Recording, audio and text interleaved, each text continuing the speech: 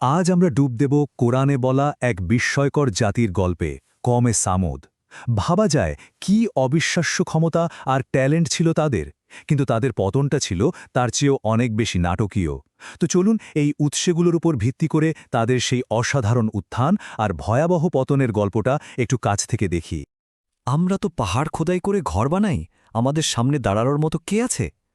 কওমে সামুদের এই একটা কথাই তাদের পুরো গল্পের সারমর্ম বলে দেয়।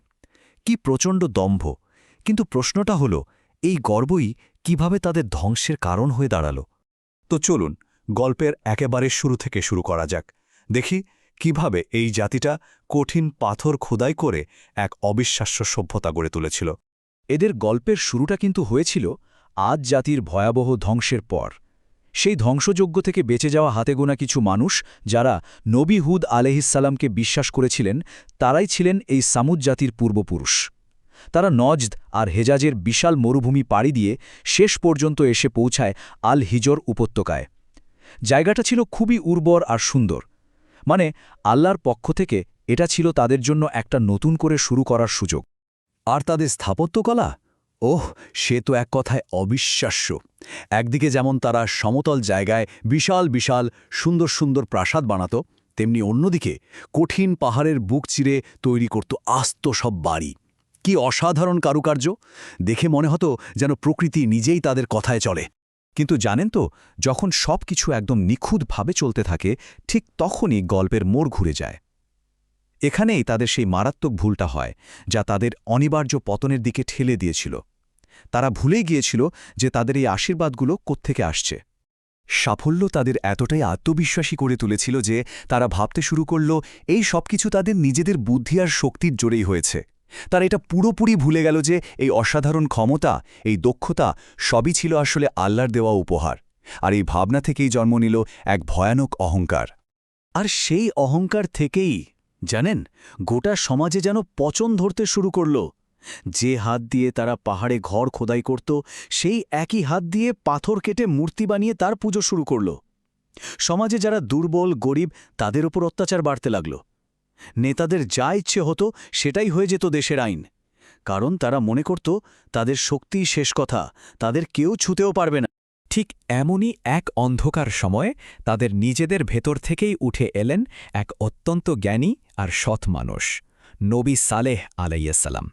আল্লাহ তাকে পাঠিয়েছিলেন তার জাতিকে এই ভুল পথ থেকে ফিরিয়ে আনার জন্য। নবী সালেহ আলাহের সত্যের ডাকটা সামুদ জাতির অহংকারী নেতাদের একদমই পছন্দ হল না। তাদের ক্ষমতার জন্য এটা একটা বড় হুমকি হয়ে দাঁড়ালো। তাই তারা নবী সালেহ আলাহাকে চ্যালেঞ্জ করে বসল, তার নবুয়াতের প্রমাণ হিসেবে এমন একটা কিছু করে দেখাতে বলল যা তাদের মতে ছিল একেবারেই অসম্ভব। তাদের চ্যালেঞ্জটা ছিল খুবই পরিষ্কার। তুমি যদি সত্যি আল্লাহর নবী হও, তাহলে আমাদের চোখের সামনে এই নিরেট পাত্রটা থেকে একটা জ্যান্ত উটনি বের করে দেখাও। ভাবা যায়, এটা ছিল তাদের অহংকারের চূড়ান্ত প্রকাশ, এক অসম্ভব দাবি। নবী সালেহ আল্লাহর কাছে দোয়া করলেন, আর সাথে সাথেই ঘটল সেই অকল্পনীয় ঘটনাটা। সবার চোখের সামনে পাথরটা থরথর করে কাঁপতে শুরু করল। তারপর হঠাৎ মাঝখান থেকে দুভাগ হয়ে গেল, আর তার ভেতর থেকে বেরিয়ে এলো এক বিশাল জ্যান্ত উটুনি। উপস্থিত সবাই তো একেবারে হতবাক, বাকরুদ্ধ হয়ে গিয়েছিল। কিন্তু এই উটনিটা, এটা কোনো সাধারণ প্রাণী ছিল না। এটা ছিল সরাসরি আল্লাহর পক্ষ থেকে পাঠানো একটা জীবন্ত নিদর্শন, আর কওমে সামুদের জন্য এক বিরাট পরীক্ষা। কোরআনে একে একটা বিশেষ নামে ডাকা হয়েছে, নাকাতুল্লাহ, যার মানে হল আল্লাহর উটনি। আসলে এটা ছিল সামুদ জাতির বিশ্বাস আর আনুগত্য মাপার জন্য পাঠানো একটা পবিত্র চিহ্ন। এর উপস্থিতিটাই তাদের বারবার মনে করিয়ে দিত যে তাদের নিজেদের শক্তির চেয়েও অনেক বড় একটা শক্তি আছে। পরীক্ষার নিয়মগুলো কিন্তু ছিল খুবই সোজা, কিন্তু এর পেছনের উদ্দেশ্যটা ছিল অনেক গভীর। ঠিক হলো, একদিন কুয়োর সব জল শুধু উটনিটা খাবে, আর তার পরের দিন জল নেবে ওই এলাকার বাকি সবাই। আর এর বিনিময়ে উটনিটা এত দুধ দিত যে তা দিয়ে পুরো জনপদের মানুষের চাহিদা মিটে যেত। কি দারুণ ব্যবস্থা, তাই না? কিন্তু এত সহজ একটা পরীক্ষাও তাদের অহংকারী মন মেনে নিতে পারল না। তাদের আহত অহংকার আর হিংসা এক ভয়ঙ্কর ষড়যন্ত্রের জন্ম দিল। আর এখান থেকেই শুরু হল গল্পের সবচেয়ে দুঃখজনক অধ্যায়টা। নেতাদের অহংকারে খুব লেগেছিল। একটা উটুনির বানানো নিয়ম মেনে চলতে হবে, এটা তারা কিছুতেই মানতে পারছিল না।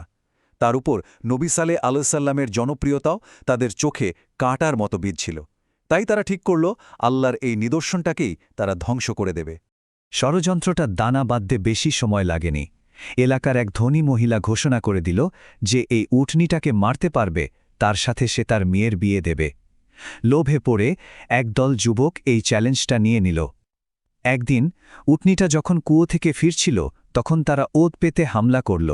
প্রথমে তীর মেরে ওকে আহত করল, তারপর সবাই মিলে ওকে মেরে ফেলল।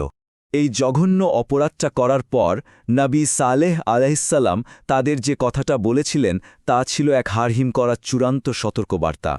নিজেদের ঘরে আনন্দ করার জন্য তোমাদের হাতে আর মাত্র 3 দিন সময় আছে।